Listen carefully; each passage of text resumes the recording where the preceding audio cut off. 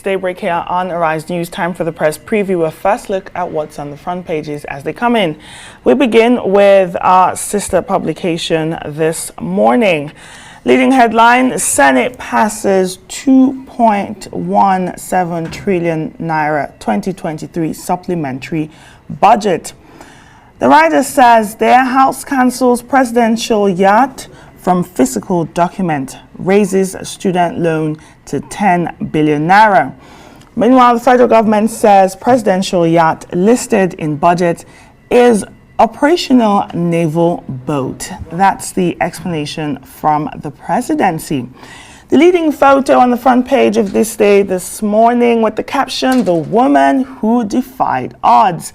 That's Senator Natasha Akpoti-Uduaghan collecting a copy of the Senate standing rules from the President of the Senate, Godswill Akpabio, after her swearing in by the clerk of the Senate yesterday.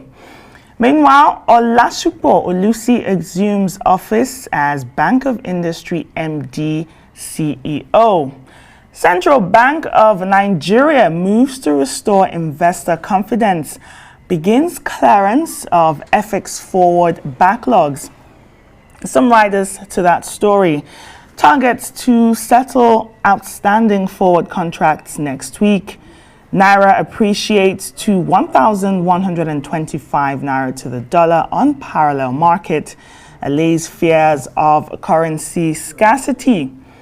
Wabote inaugurates Genesis Group's head office complex, Hospitality Academy in Rivers.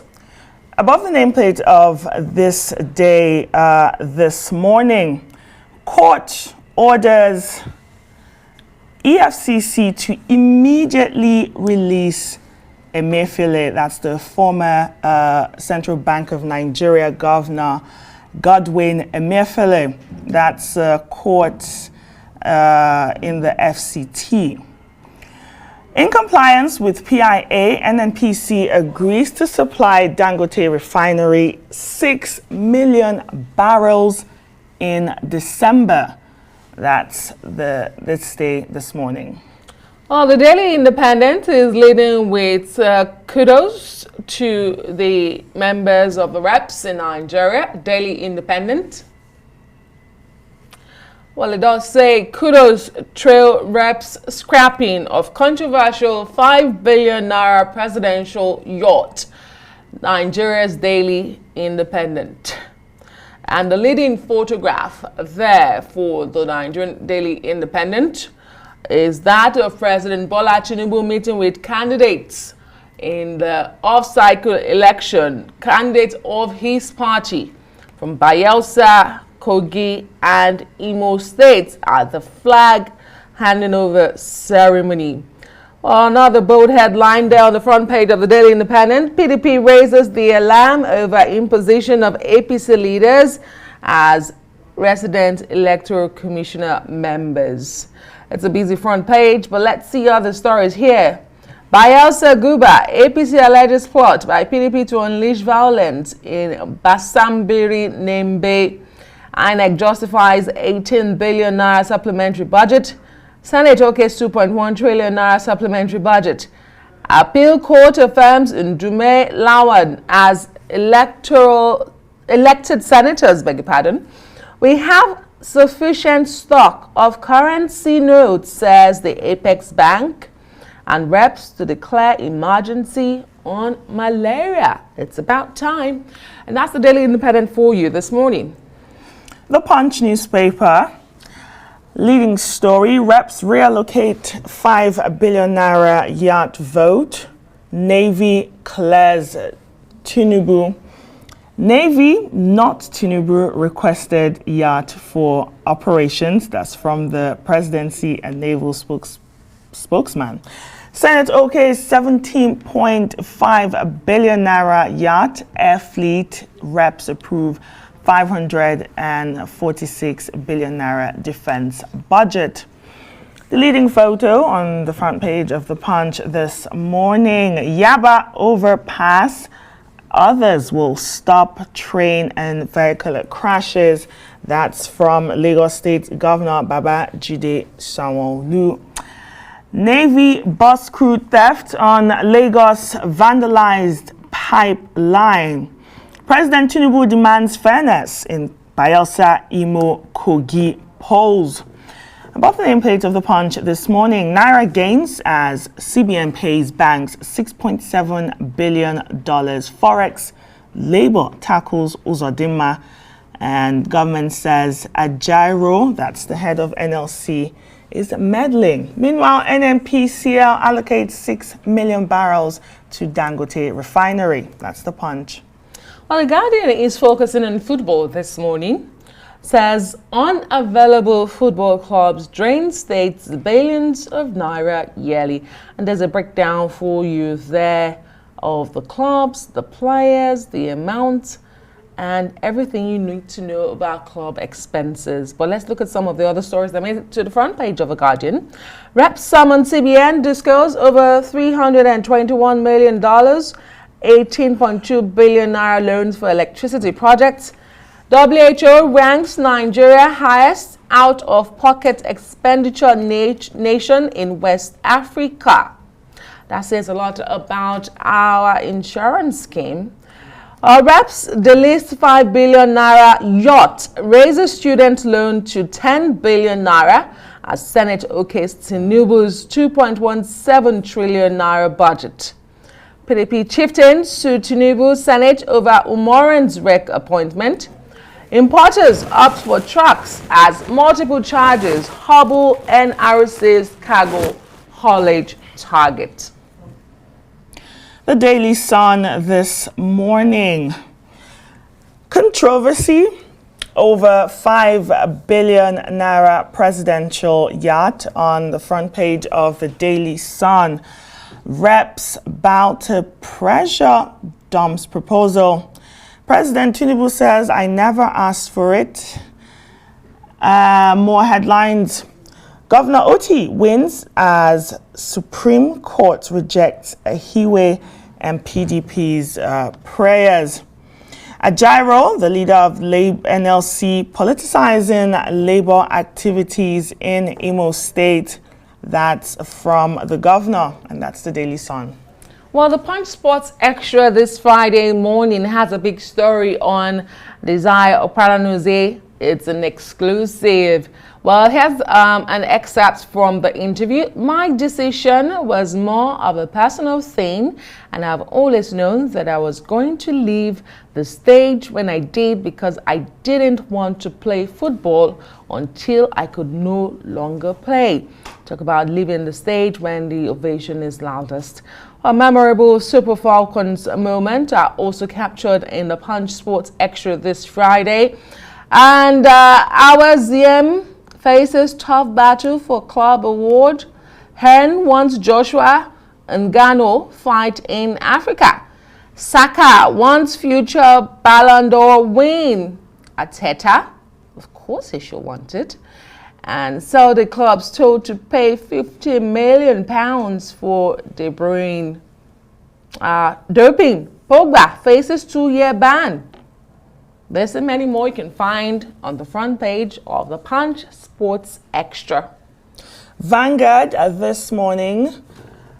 So many stories on front of the Vanguard, but its big story this morning focusing on electricity. Policy flip-flop threatens $155 million smart meters project. Bid requires high turnover, cash flow, and others in dollars. Indigenous manufacturers kick and petition the federal government. Reports put installed capacity at 4.5 million. And at the bottom there, you can see Mr. President as he received APC Guba candidates. That's the candidates running for Bayelsa Kogi Imo State governorship polls November 11. Ajaero is in critical condition. That's the head of Nigeria Labour Congress and may be flown abroad. Meanwhile, the governor of Imo State says he was politicizing labor activities in the state. Above the nameplate of Vanguard this morning, court orders unconditional release of Emefiele. Tax-seeking insurgents kill 40 in Yobe attacks. And President Tinubu seeks fair, transparent poll in Bayelsa, Imo, and Kogi states. The international papers this Friday morning focus on a diverse mix of topics. The Daily Telegraph.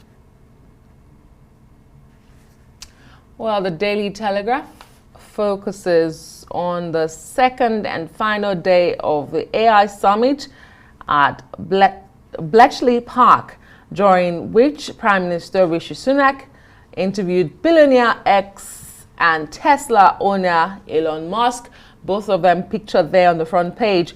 Elon Musk told the Prime Minister that technology will do everything in the future and that people would only need to work if they want to for personal satisfaction.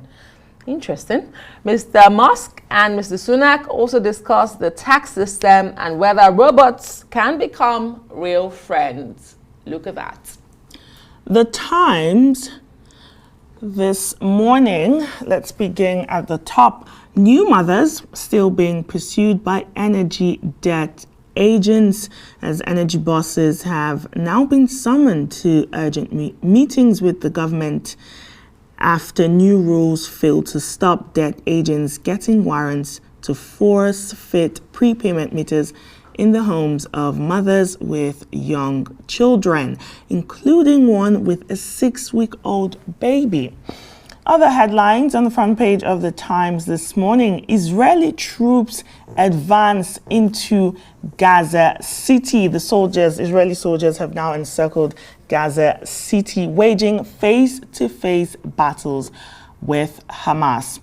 And at the bottom, artificial intelligence means nobody will have to work, says Musk. Rishi Sunak interviews with tech billionaire at talks as world faces most disruptive force in human history. Well, The Guardian UK this morning also discusses the AI summit and reports that Prime Minister Rishi Sunak announced that top tech firms will let government vet AI tools, although the paper says the Prime Minister was forced to defend the voluntary nature of the testing agreement. It also says that the Prime Minister has made it clear he considers AI a threat potentially as serious as a nuclear war. I'm sure he's not alone. But there's another story there on the front page of The Guardian UK. Israel says its troops are inside Gaza City already. The I-Paper this morning, big story: mortgage pain. UK warned not to expect any interest rate cut before 2025. Millions of mortgage holders face higher bills for longer than expected, as economists forecast Bank of England won't cut base rate for at least a year. Well, the Daily Express. Okay, we have the Daily Mail. So the Daily Mail previews the upcoming explosive book by columnist and former MP Nadine Dorries, which the paper says contains a string of revelations ongoings on in Westminster. The paper also says that the Cabinet Office asked Ms. Dorries to see a copy of the book to be vetted, but that she declined. Shadowy Tory number 10 fixer who had pet rabbits butchered in mafia style, warning to his ex-girlfriend. All right, The Independent this morning, they have a COVID inquiry evidence. Hancock wanted to play God during COVID. There's extraordinary outburst of former NHS Chief Sir Simon Stevens, who said Health Secretary was keen to decide who should leave or die. That's the big story for The Independent. The leading photo there shows holidaymakers in Burton Bradstock had to be rescued as torrential rain forced emergency operations along the Dorset coast. This has caused travel chaos and heavy flooding. The top there, John Lennon is bright, clear, and miraculously alive in this bittersweet Beatles finale. That's The Independent. Definitely a diverse mix of topics on the front page of the international papers this morning, and that's the press review. Let's hear your views on all the burning issues. You can follow us on X, formerly known as Twitter, @AriseTV.